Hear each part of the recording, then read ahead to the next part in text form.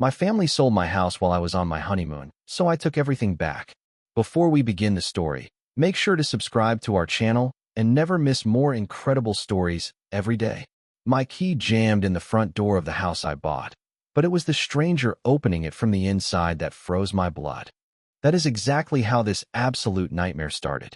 I am Mark, 29 years old, and I work in corporate compliance and auditing.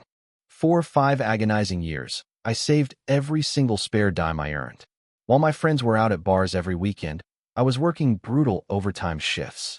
While my older brother, Leo, was blowing through our mother's retirement savings on his third disastrous tech startup, I was eating cheap ramen noodles just to afford a down payment. And it actually paid off. I bought a beautiful 3-bedroom suburban home entirely in my own name, long before I put a ring on my wife's finger. It was my sanctuary, my proof that hard work meant something. 2 weeks before this exact moment on the porch, I married Sarah, the most incredible, supportive woman on earth. We desperately wanted a real escape from the constant family drama, so we took a 3-week honeymoon to a remote, disconnected cabin deep in Patagonia. Completely off the grid. Absolutely no cell service, no Wi-Fi, no frantic texts from my mother demanding money for Leo. Just us. It was pure paradise. We flew back to the States exhausted, but happier than we had ever been in our entire lives. We dragged our heavy suitcases up the familiar concrete driveway of our home, laughing about something stupid from the flight. I confidently slid my house key into the deadbolt. It didn't turn. I tried again, jiggling it, thinking the weather had warped the metal. Nothing. Sarah frowned, reaching into her purse for her copy. Before she could even try it, the lock clicked loudly from the inside. The heavy oak door swung open. A man in his late 40s, holding a steaming mug of coffee, stared back at us. "Can I help you?" he asked, looking genuinely annoyed. I blinked, my exhausted brain completely misfiring. "Who are you? What are you doing in my house?" The man's face immediately hardened. He didn't look like a burglar. He was wearing expensive designer sweatpants and had a golden retriever sitting calmly behind him in the foyer. Then I looked past him. The furniture in the hallway wasn't ours. The antique mirror Sarah loved was gone, replaced by a cheap modern print. My lungs tightened. "Your house?" The man scoffed, setting his coffee down on a glass side table I didn't own. "Buddy, I think you have the wrong address. I just bought this place 2 weeks ago, and I have the deed right inside." The ground vanished beneath my feet as I stared at the stranger in my home. I immediately pulled out my phone and dialed 911, my hands shaking so violently I almost dropped the device. "There is an intruder in my home," I told the dispatcher, my voice cracking with a panic I had never felt before. Sarah was standing on the porch, her face completely pale, clutching my arm as if she might collapse. The man, who introduced himself as Mr. Vance, didn't try to flee. Instead, he calmly left the door open, walked into the kitchen, and brought back a thick manila folder. By the time 2 police cruisers pulled up with their lights flashing, Vance and I were in a screaming match on the front lawn. The officers separated us. I explained that I was the sole owner of the property, that I had just returned from a 3-week honeymoon, and that this man had broken in and replaced all our belongings. The older officer turned to Vance, who simply handed over the folder. "I closed on this property 12 days ago," Vance said, his tone dripping with absolute certainty. "Paid cash. Title cleared. I don't know what scam this kid is running, but get him off my property." The officer spent 10 agonizing minutes reviewing the documents. When he finally walked back over to Sarah and me, his expression was unreadable. "Sir, his paperwork appears entirely legitimate," the cop said softly. "There's a recorded quitclaim deed here, transferring the property from your name to a corporate LLC, and then a subsequent sale to Mr. Vance." I felt like I was suffocating. "That is impossible. I never signed anything. I was in South America without internet." The officer sighed, handing the papers back to Vance. "Listen, man, I understand you're upset, but this is clearly a civil matter. It involves real estate titles and contracts. We cannot force him to leave, and if you try to enter the premises, we will have to arrest you for trespassing." The words hit me like a physical blow. Trespassing? On the property I bled for? Sarah burst into tears, burying her face in my chest. We had nowhere to go. Our clothes, our wedding gifts, our entire lives were locked behind a door I legally couldn't open. The officers told us to leave the premises immediately. I was legally homeless on the very first week of my marriage, standing on the curb as a stranger locked my own front door. I needed answers immediately, and there was only one person who had keys to my house. We drove in absolute silence to a depressing highway motel 2 towns over. It was the only place we could afford on such short notice without draining the emergency fund we now desperately needed. The room smelled like stale cigarette smoke and industrial bleach. Sarah sat on the edge of the lumpy mattress, staring blankly at the flickering neon sign outside the window. My mind was racing, piecing together the timeline. We had given exactly one spare key to a family member for emergencies, just to water the plants and check the mail. I pulled out my phone and dialed my mother, Helen.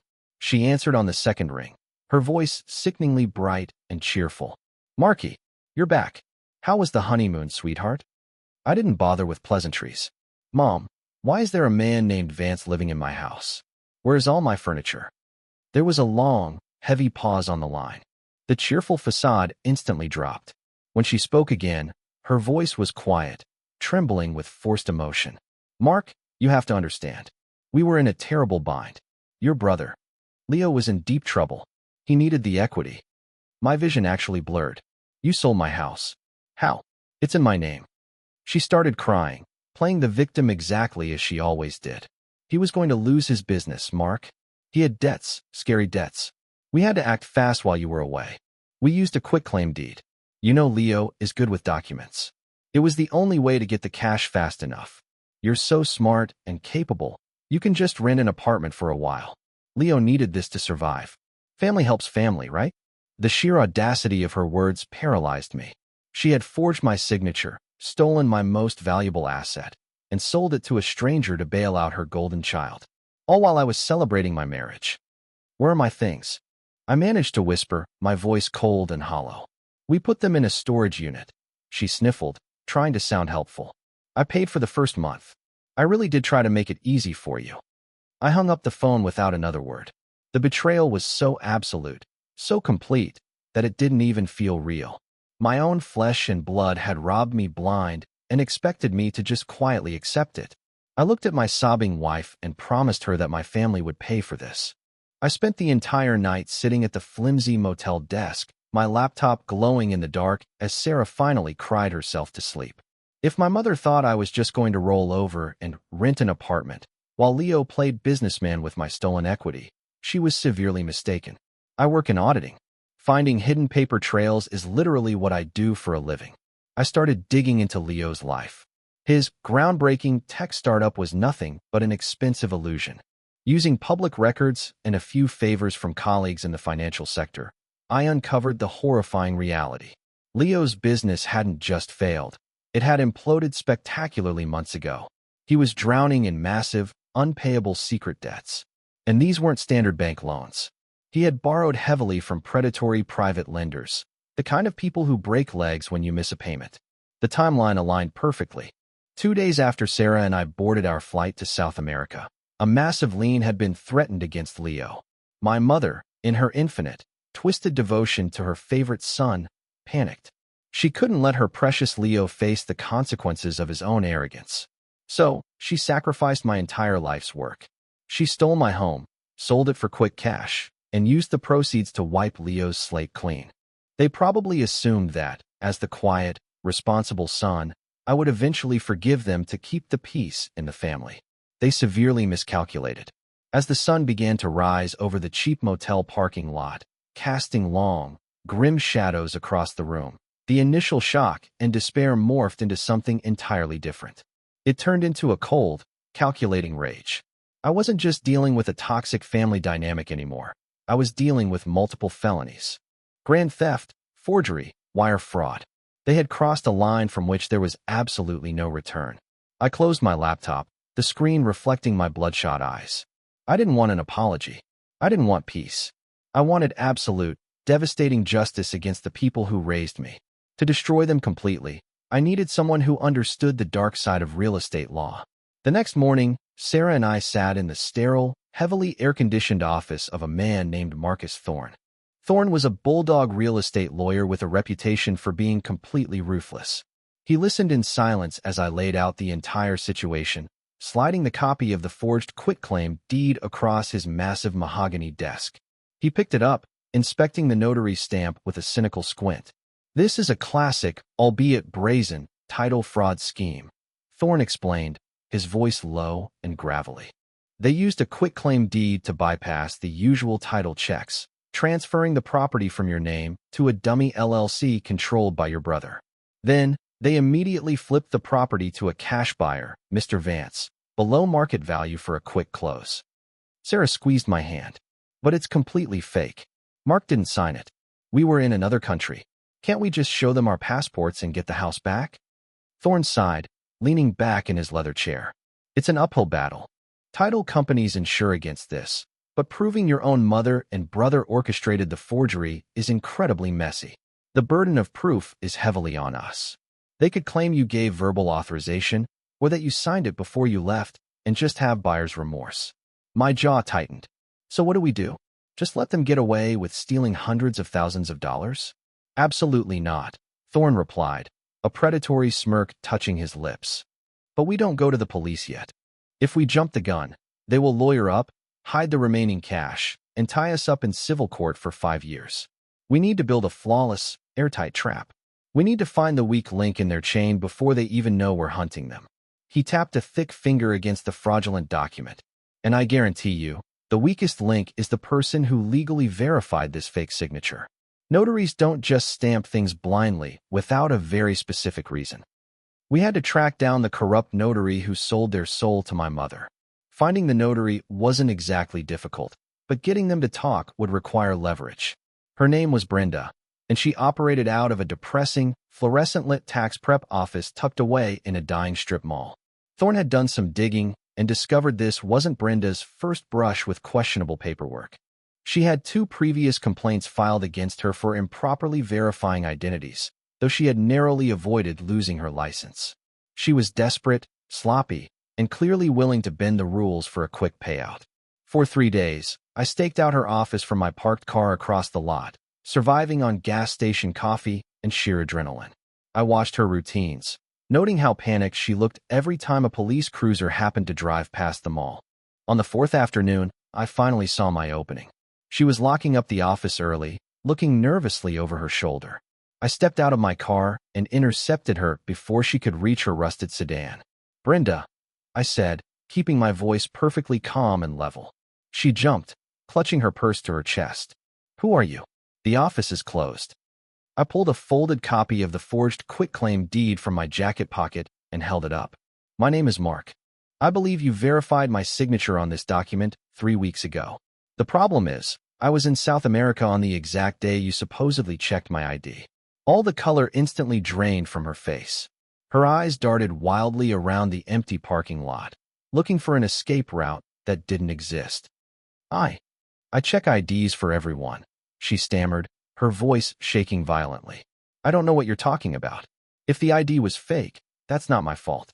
I stepped closer, dropping the polite facade. "We both know my mother, Helen, didn't have a fake ID of me. We both know she brought this to you, and we both know you stamped it anyway." I gave her a terrifying choice: cooperate with me right now, or face federal prison alone. Brenda collapsed against the side of her rusted sedan, trembling like a leaf in a hurricane. "Please," she whispered, tears cutting tracks through her heavy makeup. "Please, you don't understand. I was behind on my own mortgage. They were going to foreclose on my condo. Your mother, she came in here crying. She said it was a family emergency, that you had given permission over the phone but were out of the country." I stared at her, feeling absolutely no sympathy.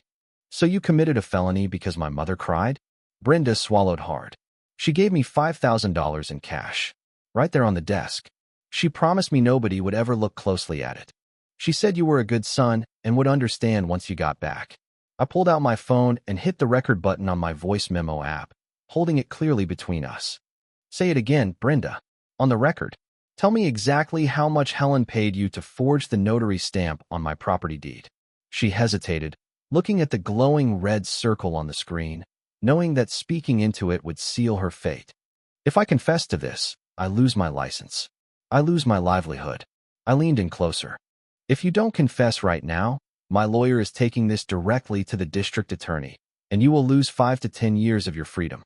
I am giving you one chance to be a witness instead of a primary suspect. Choose."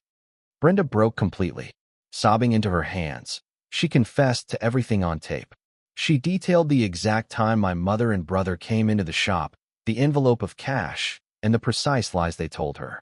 I had the smoking gun, the undeniable proof that my family had orchestrated a criminal conspiracy to steal my home. I walked away from her car feeling a dark, triumphant satisfaction. But securing the notary was only half the battle. Now I needed to deal with the man currently sleeping in my bed, Mr. Vance. I arranged to meet Mr. Vance at a neutral location, a noisy coffee shop downtown. He arrived looking just as defensive and angry as he had on my front porch a week earlier. He sat down heavily, crossing his arms and glaring at me. "I agreed to this meeting because my lawyer advised me to," Vance started aggressively. "But let me be clear, Mark. I bought that house fair and square. I am not vacating the premises just because your family is dysfunctional." I took a sip of my black coffee, remaining perfectly calm. "Mr. Vance, I'm not here to yell at you. I'm here to show you something." I slid a manila folder across the table. It wasn't the police report. It was a stack of property records and structural assessments I had pulled from the county archives before I bought the house. "When my brother Leo sold you the house through his shell LLC, what did he disclose about the property taxes and the foundation?" Vance frowned, cautiously opening the folder. "He said taxes were locked in at the lower rate, and the foundation was cleared last year. The disclosure forms were spotless. That's why I paid cash." I smiled grimly. "Leo lied to you, Mr. Vance. The property taxes were reassessed right before I bought it. They are double what he claimed. And the foundation? It needs a $30,000 French drain system, which I was planning to install this summer. My brother falsified the disclosure documents to get you to close the cash deal faster." Vance's aggressive posture vanished, replaced by a pale, sickening realization. He aggressively flipped through the county documents, his eyes scanning the undeniable numbers. He had been so eager to get a deal that he hadn't done his own due diligence. He had trusted the fraudulent paperwork Leo provided. "That little arrogant punk," Vance muttered, his hands gripping the edges of the folder tight enough to turn his knuckles white. "He scammed me." I leaned across the table and offered my enemy a chance for absolute, devastating vengeance. Vance looked up from the documents, his eyes burning with a sudden, intense fury. "If what you are showing me is true, I bought a lemon through a fraudulent sale. My title insurance might cover the loss eventually, but I am going to be tied up in litigation for years." I nodded slowly. "Exactly. If we fight each other, the only people who win are the lawyers. While we argue over who rightfully owns the house, my mother and brother get to walk away with hundreds of thousands of dollars of your cash." Vance leaned back, staring at me calculatingly. "So what are you proposing, Mark?" "I am proposing that we stop fighting each other and team up to legally obliterate my brother and mother," I said, laying out the strategy Thorne and I had devised. "I have a recorded confession from the notary proving the deed was forged. That proves grand theft and wire fraud. But if you also press charges against Leo for falsifying the seller's disclosures and committing real estate fraud against you, we hit them from both sides, civil and criminal." Vance took a deep breath, processing the tactical advantage. He wasn't just a victim anymore. He was a key witness in a massive fraud case. "I want my money back," he said firmly. "And I want that smug bastard in handcuffs." "We are on the exact same page," I replied. "But to guarantee they go down, and to ensure we can recover the funds before they hide them offshore, I need one more piece of evidence. I need Leo and my mother to admit to the premeditated fraud on tape, thinking they are completely safe." Vance's lips curled into a dangerous, approving smile. "You are ruthless, kid. I respect that. Tell me exactly what you need me to do." We spent the next hour mapping out the trap, turning a bitter real estate dispute into a highly coordinated sting operation. It was time to invite my loving mother and brother out for a family dinner. I texted my mother that afternoon, keeping my tone intentionally defeated and submissive. "Mom, Sarah and I are out of money for the motel. We need to talk. Can we meet at the diner near your place? Bring Leo." She replied almost instantly. "Of course, Marky. I knew you'd come to your senses. Family is everything. See you at 7. I stared at the phone, feeling a profound wave of disgust. She genuinely believed she had won. She thought she had successfully stolen my home, bailed out her golden child, and forced me into submission. Sarah helped me tape the tiny digital microphone to my chest, securing it beneath my heavy flannel shirt. "Are you sure you can do this?" she asked softly, her eyes full of worry. "If they suspect you're recording, they'll bolt." "I work in auditing," I reminded her, checking the battery levels on the hidden device. "Getting arrogant people to brag about their crimes is my specialty." When I arrived at the retro diner, Mom and Leo were already sitting in a corner booth, looking obnoxiously relaxed. Leo was wearing a brand new designer watch, undoubtedly purchased with the cash he stole from my house sale. Mom tried to hug me when I slid into the booth, but I firmly pushed her arms away. "Let's skip the hugs," I said, playing the part of the broken, desperate son. "I talked to a lawyer. He said fighting the quitclaim deed could take years, and Sarah and I have nowhere to live right now." Leo smirked, leaning back and resting his arm along the vinyl booth. "See, bro? I told Mom you'd be reasonable eventually. Sometimes you just have to take one for the team." The business needed liquidity. I forced myself to look panicked. "But you guys left me with absolutely nothing. If I agree not to pursue the lawsuit, I need something in return. I need a cut of the sale money to start over. How much did Vance actually pay you?" I held my breath, waiting to see if Leo's massive ego would take the bait. Leo chuckled, a condescending sound that made my blood boil. "Look, little brother, you don't really have leverage here to demand a cut. The deed is done." I let my shoulders slump, feigning total defeat. "I just don't understand how you even pulled it off. How did you get my signature notarized while I was in Patagonia?" "The lawyer said that's impossible without my physical ID." My mother leaned in, whispering conspiratorially, completely blind to the trap. "Oh, Marky, it was actually very simple. I just paid that awful woman at the strip mall $5,000. She didn't even blink. I told her you approved it over the phone." My heart pounded against the microphone taped to my chest. I had it. "And Vance?" I asked, looking at Leo. "You sold it to him for cash. Did you even tell him about the foundation issues or the tax reassessment?" Leo laughed out loud, tapping his expensive new watch. "Are you kidding me? If I disclosed that garbage, he would have demanded a 50 grand discount." I swapped out the disclosure pages before we signed. The idiot was so eager to close, he didn't even verify the county tax records. It was the easiest cash grab of my life. The waiter came by to drop off our waters, completely oblivious to the felony confessions happening in the booth. "So, you forged my name, bribed a notary, and defrauded the buyer?" I summarized quietly, ensuring the audio recording caught every single undeniable word. Mom reached across the table, patting my hand condescendingly. "Don't use such ugly words, Mark. We did what we had to do to save your brother. Now, be a good brother and drop this lawyer nonsense. We will slide you 10 grand to help with an apartment deposit." I slowly pulled my hand away from hers, a genuine, chilling smile spreading across my face. I had every single word recorded, and it was time to drop the hammer. I left the diner without touching my water, telling them I needed time to think about their generous $10,000 offer. The moment I was in my car, I plugged the recording device into my laptop and backed up the audio files to 3 different secure cloud servers. Then, I drove straight to Thorne's office. He listened to the pristine audio of Leo and my mother bragging about forgery, bribery, and real estate fraud.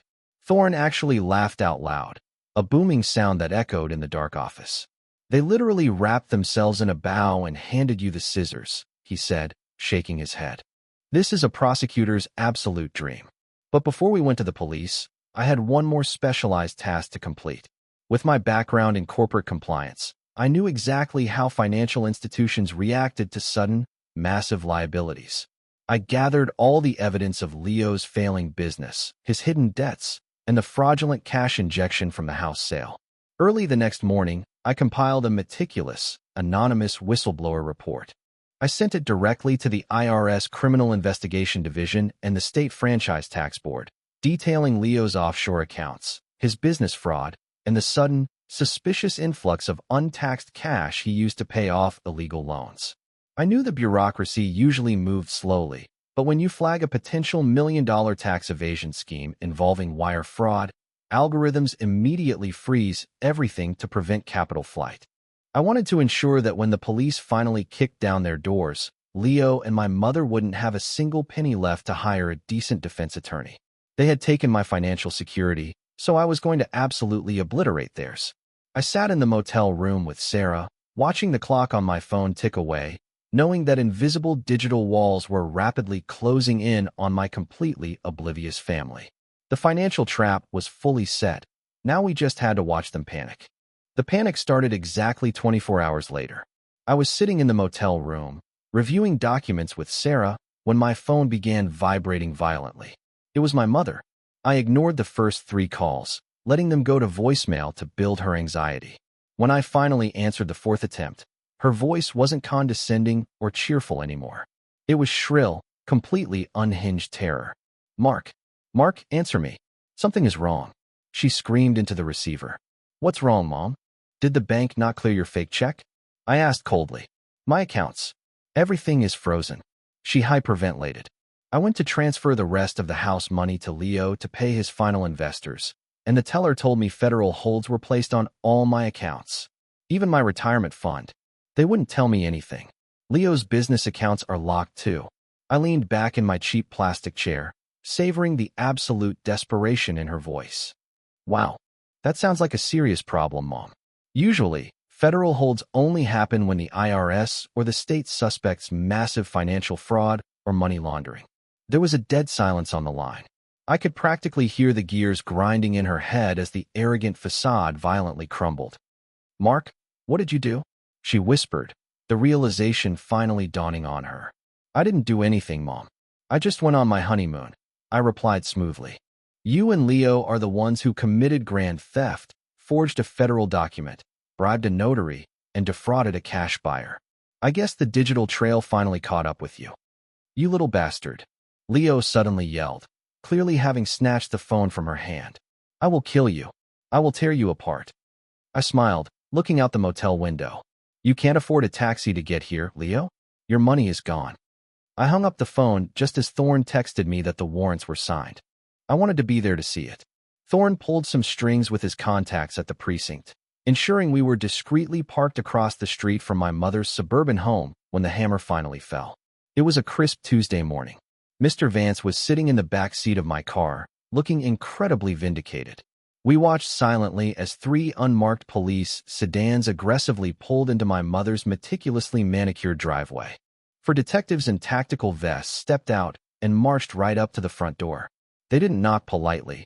They pounded on the door like thunder. My mother answered in her silk bathrobe, looking haggard and exhausted from the frozen accounts. The moment she saw the badges, she visibly shrank, her knees buckling. The detectives didn't give her a chance to speak. One officer firmly turned her around, slapping cold steel handcuffs on her wrists right there on the front porch for all the wealthy neighbors to see. A moment later, Leo was dragged out the front door. He was screaming, his face red with fury, violently resisting the officers. It took 2 detectives to wrestle the golden child onto the hood of a cruiser to cuff him. He was shouting threats, demanding a lawyer he couldn't afford, completely stripped of his arrogant tech bro persona. They were formally charged with multiple counts of grand theft, forgery, wire fraud, and real estate fraud. Because the amounts exceeded federal thresholds and involved wire transfers, they were looking at massive mandatory minimum sentences. Vance leaned forward from the back seat, shaking his head in grim satisfaction. You actually did it, Mark. You destroyed them. I watched the police cruisers pull away, taking my blood relatives to a cold holding cell. I felt no joy, no sadness. Just the cold, clinical satisfaction of an audit finally balanced out. With them behind bars, there was only one final step left in my plan.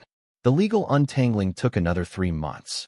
With the recorded confessions, the notary's cooperating testimony, and the frozen funds, the fraudulent deed was swiftly voided by a judge. The title was officially restored to my name. Mr. Vance's funds were eventually unfrozen and returned to him, minus the legal fees, and he walked away grateful he wasn't trapped in a structurally compromised house. My mother and brother are currently sitting in a county jail, awaiting a trial they have absolutely no chance of winning. The public defender assigned to them tried to negotiate a plea deal, but the district attorney, armed with our flawless evidence, refused to offer any leniency. Sarah and I finally returned to our house on a quiet Sunday afternoon. The house was completely empty, echoing with our footsteps as we walked through the bare rooms. The stolen furniture was still in the storage unit my mother had rented, and frankly, I didn't even want it back. It felt tainted. We ordered a pizza, sat on the bare wooden floor of our living room, and just breathed for the first time in months. People often say that blood is thicker than water, that family is an unbreakable bond you have to honor no matter what. That is a dangerous, toxic lie. Loyalty shouldn't be guaranteed by genetics. If someone actively chooses to destroy your life, you owe them absolutely nothing, even if they gave birth to you. My family thought my quiet nature was a weakness they could exploit for their own greedy survival. They learned the hardest way possible that the quietest people are often the most dangerous when backed into a corner. We are buying new furniture next week, starting entirely from scratch. This house is no longer just a property I bought. It is the fortress I fought for and won. The locks are changed, the alarms are set, and my past is finally locked out.